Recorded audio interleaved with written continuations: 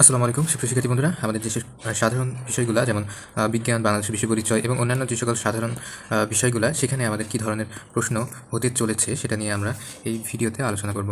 তো এখানে ইসলাম শিক্ষা এবং অন্যান্য যত সাধারণ বিষয়গুলো আছে সবগুলাই এই প্যাটার্নে প্রশ্ন হবে। তো এখানে সৃজনশীলের ক্ষেত্রে 8টা সৃজনশীল প্রশ্ন থাকবে, সেখান থেকে 5টার উত্তর করতে হবে, যার নাম্বার হচ্ছে প্রত্যেকটা সৃজনশীলের নাম্বার হচ্ছে 10 করে।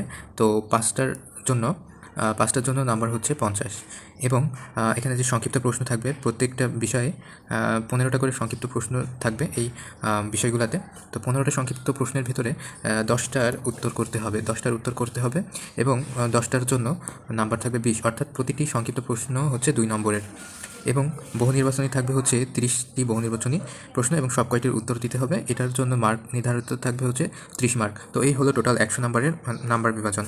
তো এখানে আমরা 2025 শিক্ষাবর্ষের জন্য নির্ধারিত পুনর্বিন্যাসকৃত পাঠ্যসূচি থেকে সৃজনশীল প্রশ্ন হবে এবং সংক্ষিপ্ত প্রশ্ন ও বহু নির্বাচনী প্রশ্ন থাকবে।